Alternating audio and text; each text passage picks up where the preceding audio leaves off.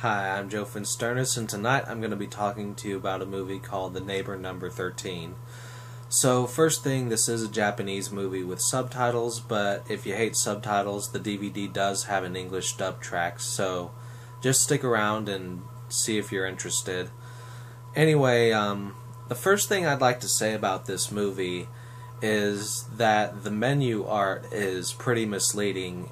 It shows you this logo of like a crazy looking guy with a meat cleaver dripping with blood, and below that it says, "Warning, this film contains graphic violence."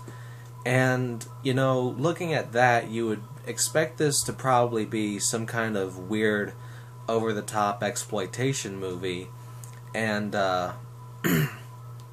it's not exactly that.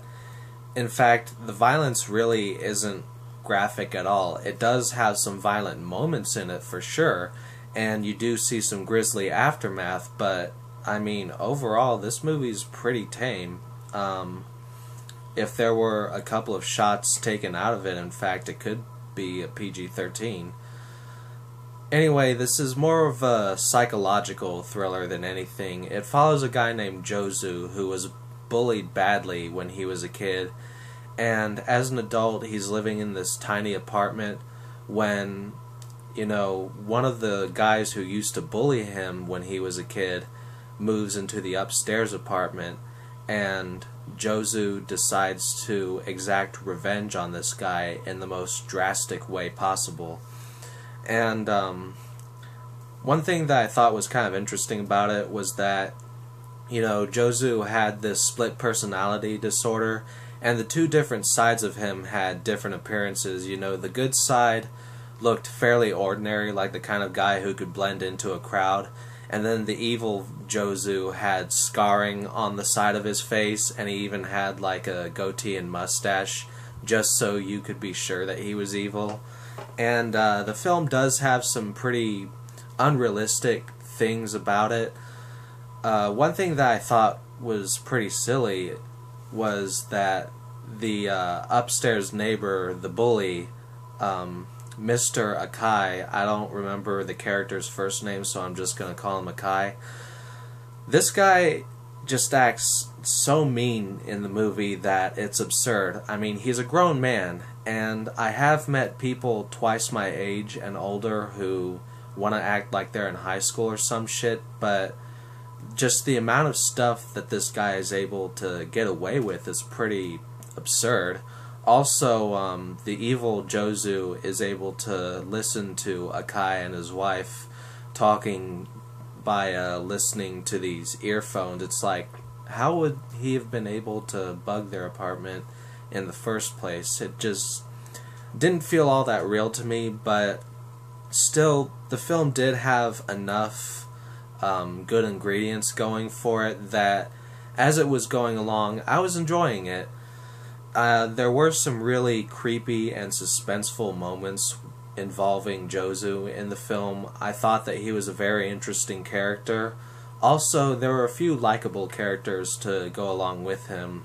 Akai has this wife who is just so nice that you almost find it hard to believe that she would marry such a huge asshole, but, you know, at the same time, there are those instances in the real world where women will hook up with these guys who are just terrible people, but they see something in them that nobody else does. Also, there is a certain scene that takes place at a bowling alley which suggests that her sweet demeanor might just be some sort of facade, so she was kind of an interesting character in her own way.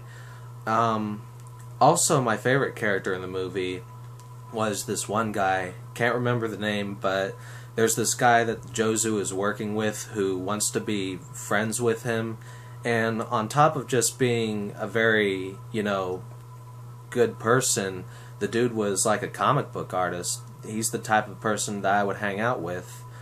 So like I said, the film did have enough positive things going for it that I was enjoying it, and then the ending happened. I'm not going to spoil anything, but this film has a big twist at the end that just sort of brings it down for me.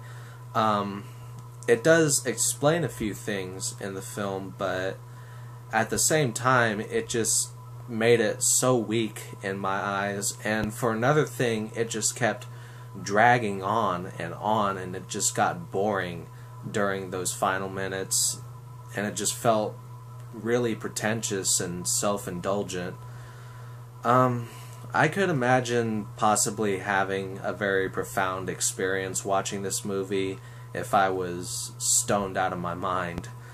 But like, it's not exactly a terrible movie. It's just very middle of the road for me in the end. It's like getting this delicious meal at a Chinese restaurant, like a takeout place, and putting way too much soy sauce in it so that it becomes ruined and you've just wasted your money.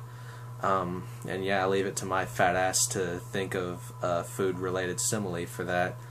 So, anyway, I guess that if the film sounds interesting enough to you, go ahead and watch it. There are worse films out there for you to see. And you might forgive it for its flaws more than I did. So that's all I've got to say about The Neighbor Number 13. I hope you all have a good one.